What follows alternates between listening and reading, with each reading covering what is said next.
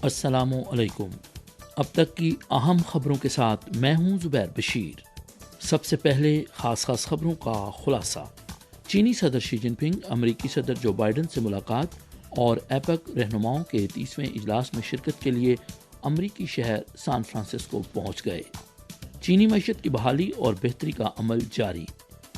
امید ہے کہ یورپی یونین چینی کاروباری اداروں کی یورپ میں سرمایہ کاری اور کاروبار کے لیے منصفانہ، شفاف، مستحکم اور متوقع ماحول فراہم کرے گی۔ چینی وزارت خارجہ۔ آئیے اب خبریں سنتے ہیں تفصیل کے ساتھ۔ مقامی وقت کے مطابق 14 تاریخ کی سپہر کو چین کے صدر شی جن پنگ دعوت پر امریکی صدر جو بائیڈن سے ملاقات اور ایپک رہنماؤں کے 30ویں اجلاس میں شرکت کے لیے امریکہ کے شہر سان فرانسسکو پہنچ گئے۔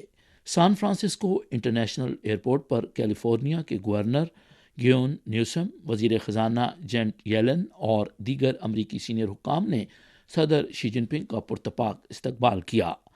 امریکہ میں چین کے سفیر شے فینگ بھی ہوائی اڈے پر صدر شی کے استقبال کے لیے موجود تھے۔ ہوائی اڈے سے ہوٹل جاتے ہوئے سڑک کے دونوں اطراف میں موجود مقامی چینی لوگوں نے چین امریکہ دونوں ممالک کے جھنڈے لہراتے ہوئے صدر شی جن پنگ کا خیر مقدم کیا۔ چین کی وزارت تجارت سمیت دیگر متعلقہ محکموں سے ملی اطلاعات کے مطابق 2022 میں چین اور ایپیک ممالک کے درمیان درآمدات و برآمدات کا کل حجم $3,739.08 بلین تھا، جو چین کی کل درآمدات اور برآمدات کا 59.7% بنتا ہے۔ چین کے 10 بڑے تجارتی شراکت داروں میں سے 8 ایپیک کے رکن ہیں۔ اس کے علاوہ چین ایپیک کی 13 معیشتوں کا سب سے بڑا تجارتی شراکت دار ہے۔ ایپیک کی معیشتیں چین کی اہم سرمایہ کار شراکت دار ہیں۔ 2022 میں ایپیک معیشتوں کی چین میں سرمایہ کاری چین میں آنے والی کل غیر ملکی سرمایہ کاری کا 86.6% رہی۔ اسی طرح چین کی جانب سے غیر ملکی سرمایہ کاری کے سر فہرست 10 مقامات میں سے 5 ایپیک اراکین ہیں۔ چین کی جانب سے 73.3% غیر ملکی سرمایہ کاری ایپیک کی معیشتوں میں جاتی ہے۔ چین کی قیادت اور کوششوں کے تحت 2014 میں ایپیک رہنماؤں کے بیجنگ اجلاس نے چین کی طرف سے تجویز کردہ ایشیا پیسیفک آزاد تجارتی علاقے کو فروغ دینے کے لیے بیجنگ روڈ میپ کی منظوری دی۔ گزشتہ 10 سالوں میں تمام فریقوں میں محصولات، غیر محصولات اقدامات، سروس اور سرمایہ کاری سمیت دیگر شعبوں میں مثبت پیش رفت حاصل ہوئی اور Asia Pacific free trade Asia Pacific خطے میں اقتصادی انضمام کو فروغ دینے کا اہم ذریعہ بن گیا۔ 15 نومبر کو ریاستی کونسل کے انفارمیشن آفس نے ایک پریس کانفرنس کا انعقاد کیا، جس میں قومی ادارہ برائے شماریات کی ترجمان، چیف اکانومسٹ اور قومی معیشت کے جامع اعداد و شمار کے محکمے کی ڈائریکٹر لیوائے ہوا نے اکتوبر میں قومی معیشت کے آپریشن کا تعارف کرایا۔ اکتوبر میں میکرو اکنامک ریگولیشن اور کنٹرول پالیسیاں مؤثر رہیں، پیداوار اور رسد میں مسلسل اضافہ ہوا، مارکیٹ کی طلب میں بہتری جاری رہی، روزگار اور قیمتیں عام طور پر مستحکم رہیں، تبدیلی اور اپ گریڈیشن کو ٹھوس طور پر فروغ دیا گیا اور قومی معیشت کی بحالی اور بہتری جاری رہی۔ تاہم اس بات کو مد نظر رکھا جائے کہ بیرونی عدم استحکام اور بدستور غیر یقینی عوامل موجود ہیں، داخلی طلب اب بھی ناکافی ہے اور معاشی بحالی کی بنیاد کو بدستور مستحکم کرنے کی ضرورت ہے۔ 5 روزہ 25واں چائنا ہائی ٹیک فیئر 15 تاریخ کو شینزن میں شروع ہوا۔ رواں سال اس سرگرمی کا موضوع ہے متحرک جدت طرازی اور ترقی کے معیار میں بہتری۔ ہائی ٹیک فیئر میں اب تک کا سب سے بڑا نمائشی زون ترتیب دیا گیا اور شریک ممالک اور خطوں کی تعداد میں بھی ریکارڈ اضافہ ہوا۔ دنیا بھر سے آنے والے مہمان ترقی کے رجحانات اور مستقبل کی جہتوں پر بات کریں گے۔ جدت طرازی پر مبنی ترقیاتی حکمت عملی پر عمل درآمد کے لیے مختلف قوتوں کو اکٹھا کیا جائے گا۔ اس سال کے ہائی ٹیک میلے میں 2 نمائشی زونز ہیں، جن کا کل رقبہ 5 لاکھ مربع میٹر ہے۔ دنیا بھر کے 105 ممالک اور خطے میلے میں شریک ہیں، جن میں بیلٹ اینڈ روڈ کے شراکت دار ممالک اور خطوں کی تعداد 76 ہے۔ میلے کے دوران کل 681 نئی مصنوعات اور نتائج جاری کیے جا رہے ہیں۔ 132 فورمز، تعاون پر مبنی دستخط اور دیگر سائنسی اور تکنیکی تبادلے اور سرمایہ کاری کی سرگرمیاں بھی منعقد ہوں گی۔ نمائش میں 50 سے زائد اہم سرمایہ کاری اور مالیاتی اداروں، وینچر کیپٹل کے اداروں اور ٹیکنالوجی ٹرانسفر کے خدماتی اداروں نے شرکت کی۔ ہائی ٹیک میلہ کاروباری اداروں کی حمایت اور تبادلے کو فروغ دینے کے پلیٹ فارم کے طور پر اپنا بہتر کردار ادا کرے گا۔ چینی وزارت خارجہ کی ترجمان ماؤننگ نے 15 تاریخ کو یومیہ پریس کانفرنس میں کہا کہ ہم نے یورپی یونین میں چینی چیمبر آف کامرس کی جانب سے جاری کردہ متعلقہ رپورٹس کا نوٹس لیا ہے۔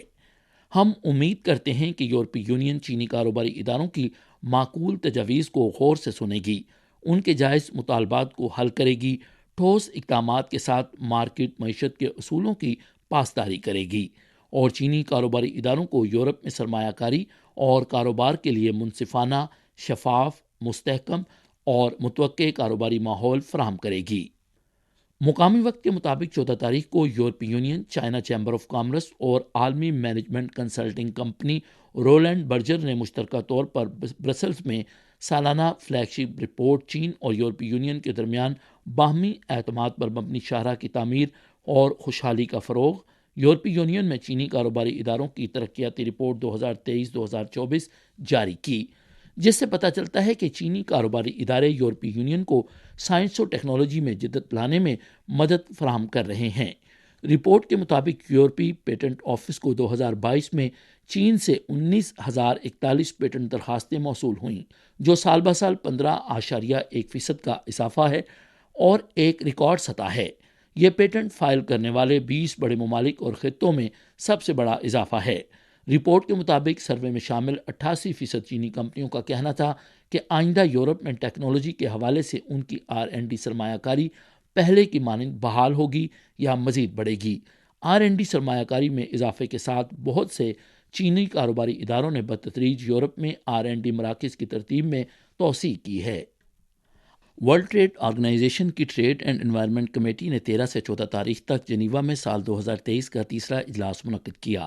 اجلاس میں رواں سال مارچ اور جون میں پیش کی جانے والی تجاویز کی بنیاد پر چین نے کاربن بارڈر ایڈجسٹمنٹ میکانزم پر کثیر الجہتی تبادلہ خیال اور پالیسی امور پر ایک تجویز پیش کی۔ تجویز میں کہا گیا ہے کہ متعلقہ کثیر الجہتی مذاکرات کو ماحولیاتی تحفظ اور پائیدار ترقی کے ساتھ ایک کھلے، غیر امتیازی اور مساوی کثیر الجہتی تجارتی نظام کی ہم آہنگی کو یقینی بنانا چاہیے۔ اجلاس میں چین نے اس تجویز پر ایک پریزنٹیشن بھی دی، جسے بڑے پیمانے پر پذیرائی ملی۔ برازیل، بھارت، روس، ترکی اور دیگر بڑے ترقی پذیر ممالک نے اشارہ دیا کہ چین کی تجویز تعمیری ہے اور وہ چین کے ساتھ مزید بات چیت کے خواہاں ہیں۔ الجزیرہ ٹی وی کے مطابق 14 تاریخ کی شام حماس کے میڈیا آفس نے کہا کہ فلسطین اسرائیل تنازع کے موجودہ دور کے آغاز کے بعد سے غزہ کی پٹی میں ہلاکتوں کی تعداد 11,320 ہو گئی ہے۔ اسرائیلی حکومت کے اعداد و شمار کے مطابق اسرائیل کی جانب سے تقریباً 1,200 افراد ہلاک ہوئے۔ جھڑپوں کے اس دور میں اب تک 12,700 سے زائد افراد ہلاک ہو چکے ہیں۔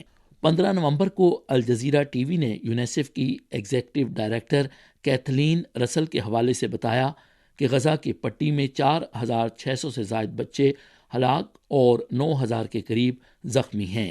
اس کے علاوہ چونکہ حملے گنجان آباد علاقوں میں ہوئے، بہت سے بچے اب بھی لاپتہ ہیں اور اب بھی ملبے تلے دبے ہوئے ہیں۔ بلومبرگ کی 14 تاریخ کی اطلاعات کے مطابق امریکی محکمہ دفاع کی اندرونی فہرست سے پتہ چلا ہے کہ امریکہ اسرائیل کی درخواست پر فوجی امداد میں اضافہ جاری رکھے ہوئے ہے۔ مزید laser guided missile, 155 millimetre calibre artillery گولے، نائٹ ویژن ڈیوائسز، بنکر تباہی کا گولہ بارود اور نئی فوجی گاڑیاں امریکہ کی جانب سے فراہم کی جا رہی ہیں۔ العربیہ ٹی وی اور الجزیرہ ٹی وی کے مطابق اسرائیلی وزیر اعظم نیتن یاہو نے 14 تاریخ کو کہا کہ اسرائیل کا بنیادی مقصد حماس کو مکمل طور پر شکست دینا اور قیدیوں کو بازیاب کرانا ہے اور پھر اسرائیل شمالی سرحد کے معاملے سے نمٹے گا۔ ادھر مصر کے صدارتی محل نے 14 تاریخ کی شام کو ایک بیان جاری کیا، جس میں کہا گیا کہ مصر کے صدر عبد الفتاح السیسی اور روسی صدر پیوٹن کے درمیان ٹیلی فونک رابطہ ہوا اور فریقوں نے غزہ کی پٹی کی تازہ ترین صورتحال پر تبادلہ خیال کیا۔ دونوں رہنماؤں نے غزہ میں جنگ بندی کے لیے بین الاقوامی برادری پر دباؤ جاری رکھنے پر اتفاق کیا۔ یہ تھیں اب تک کی اہم خبریں۔ زبیر بشیر کو اجازت دیجیے۔ مزید خبروں کے لیے دیکھیے ہماری ویب سائٹ، پتہ ہے urdu.cri.cn۔